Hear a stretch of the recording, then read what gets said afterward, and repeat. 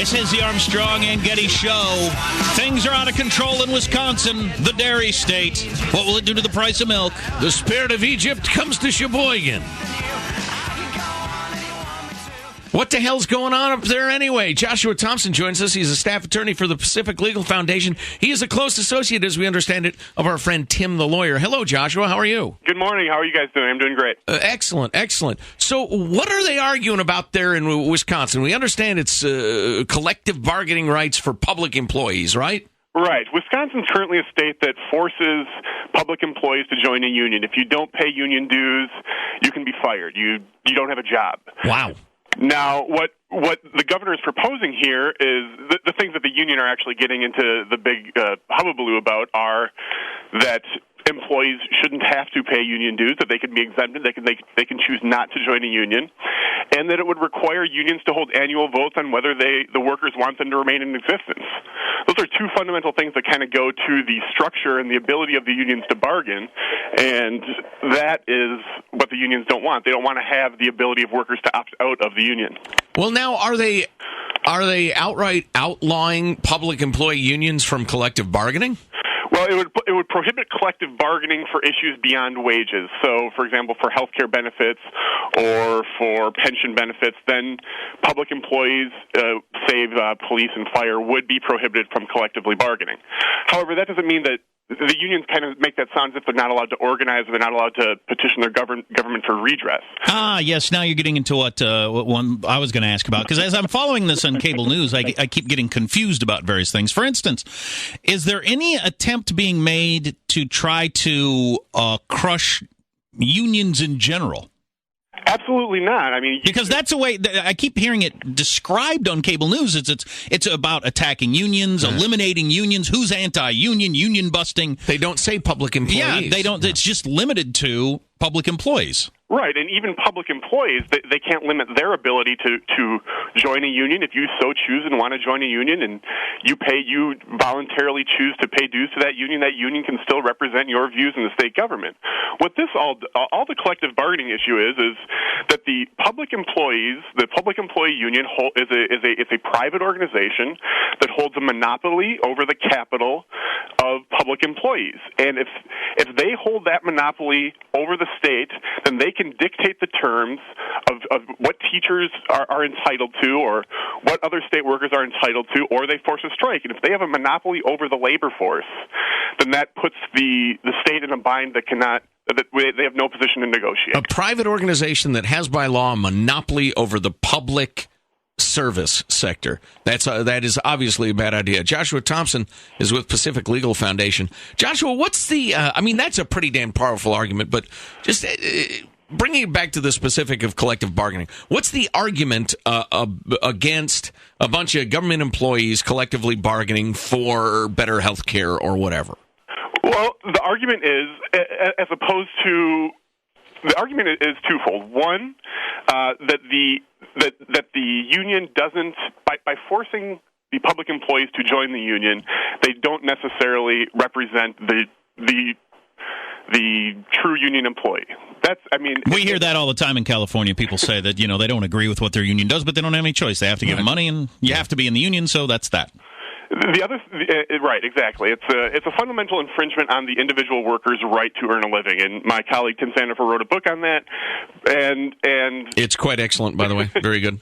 But also vis-a-vis public employees, as I noted earlier, they are if they are allowed to collectively bargain exclusively with the state, then the state has no sway over how their state is run. They hold a monopoly over the labor force, and they can dictate the terms. By eliminating that right to collectively bargain, in fact, the individual state workers still have the ability to bargain for their wages, to bargain for their health care, but the union does not hold a monopoly over the labor force where they can dictate to the state when and where and on what terms they'll work. Do you know what the history of public employees unionizing is in our country? Is it a fairly recent phenomenon, or? It's basic. Wisconsin was actually one of the very first states. I believe it allowed collective bargaining in the late 50s, and the federal government followed in the 60s with I believe a JFK executive order, and the ball got rolling at that point. Because I've come across a couple of people throwing out that Franklin Roosevelt's sentiment was there's no place for unionization among public employees, he stated. Does that... I've got some really good information on that, by the way, after the top of the hour news. That's what's confusing to me, I guess.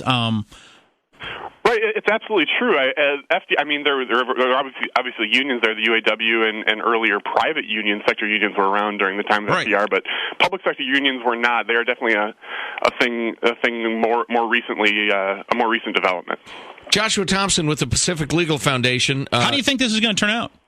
I think, right now, I'm sure you're aware that the Democrats in the state Senate in Wisconsin are in Illinois, because if one of them comes back to Wisconsin, then they'll put it to a vote and they'll lose. I think as it stands now, the Republicans in both the Senate and the Assembly are staying strong, and they have the votes to get this through, and I think it will pass. I think it's good for both state workers, and it's good for Wisconsin taxpayers.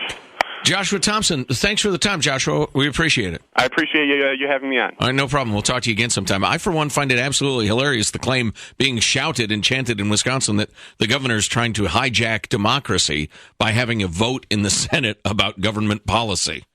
That is... rich. How is this like Tunisia, as I keep hearing it described, in that it will have could have a ripple effect across the country? Won't it just come down to whether or not your state's controlled by Democrats or Republicans? Yeah, to some extent. Although there are plenty of states that have been run by Republicans who haven't gotten around to this. It's a question of the poo has hit the fan. Okay, well, California specifically, Yeah. Our government's not gonna. I mean, unless the people rise up like crazy. Right. Which I don't see. But it'll become an issue in California. It'll become a prominent, hotly discussed issue, which has got to be the first step. Where that leads, who knows? If you watch cable news, I'm telling you, and I'm talking about MSNBC and CNN, you'll be led to believe that this is all about trying to put an end to unionization, period. Right. Which is ridiculous. The stuff FDR said in a Supreme Court decision on this question, absolutely fascinating. On CBS, was it CBS? One of the news shows I watched last night, they didn't use the word public employee unions. The governor and the Republicans in Wisconsin are trying to end unions' right to collective bargaining. No. It's just public employees unions. Why are they different? That's an excellent question, Mr. and Mrs. Armstrong and Getty listener, and little A&G listener junior. Franklin Roosevelt, a friend of private sector unionism, as we know, drew the line when it came to government workers. Quote, meticulous attention, he insisted in 1937, should be paid to the special relations and obligations of public servants to the public itself and to the government.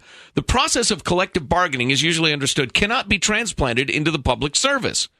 A strike of public employees manifests nothing less than an intent on their part to obstruct the operations of government until their demands are satisfied. Such action, looking toward the paralysis of government by those who have sworn to support it, is unthinkable and intolerable. Indeed, the first president of the AFL-CIO, the legendary George Meany, believed, quote, it is impossible to bargain collectively with the government. And I'll explain why if that's not clear to you in a second or two. But first, this from... I got the FDR part. I didn't get that part.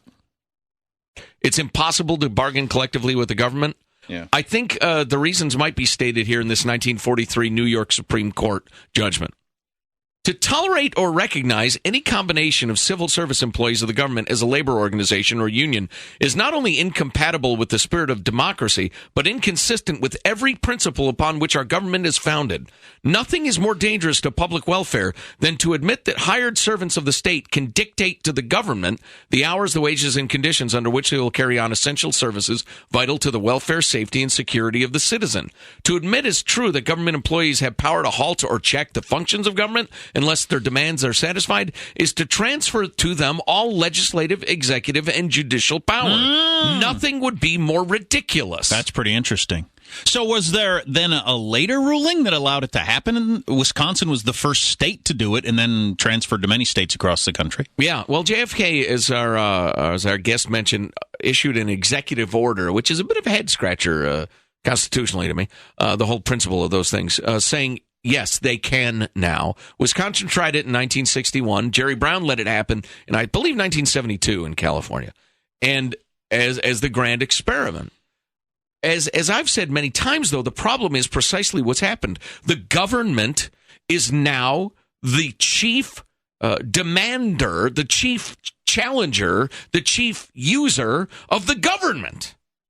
It's completely unworkable. We've now got this enormous government world that lobbies the government. They lobby themselves. They sit on both sides of the bargaining table. It's suicidal. Be like if you and I were on opposite sides of the table negotiating for our salary that somebody else is paying. Exactly. What's your stake in getting a good deal? Well, none. Somebody else's money. Right. What do you care? Or if we bribed Jeff, the boss, we didn't bribe him. We made contributions to his salary every month, in quotes. And it was not to the Service Clear Channel Corporation. It was just for Jeff. I'm sure would appreciate it during these difficult economic times. And Jeff's in charge of negotiating our salary. And we say to him, Jeff, I tell you what, you pay us 300 G's a year, we'll kick you 40 grand. All right, that's fine. That goes along for a while. We'll tell him, hey, Jeff, this time around, we'll kick you 50 grand if you up us to 400K. And he's saying, hell yeah, except Jeff has the opportunity to raise our ad rates that pay for all of this by the force of law at the point of the government's gun. Jeff is allowed to hire the police, the IRS, the Franchise Tax Board, etc., to enforce and jail people who won't pay the ad rates that he has set. That's unacceptable. It's a horror. So how come all this FDR stuff, how come I haven't seen this on any cable news channel, including Fox News? I don't think they want to. Well, Fox News, that's a good question. I don't know. Because it seems like, to me, it's the crux of the whole argument. Right. You know, as you've often said, ironically, well, it's not ironic. There's no place where the free market, it's more important that it operate than in government employment.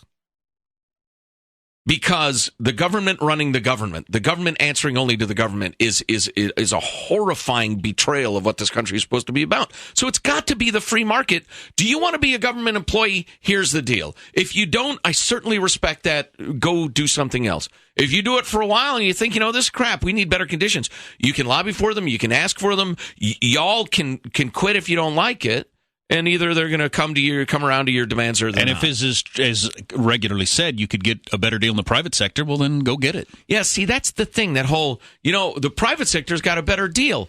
Why don't you take it then? Because the private sector doesn't have a better deal. Right. There are pluses and minuses to both. Understood. So anyway, it's pretty clear to me. It certainly sounds like the child governor of Wisconsin, who appears to be about 23 years old, is going to stick to his guns on this. So, I think that's a symptom of advancing in age, Jack. The doctor looks too young. The president looks too young. The governor of Wisconsin clearly too young. Okay. Interesting. Well, you learn something every day. You are listening to the Armstrong and Getty Show.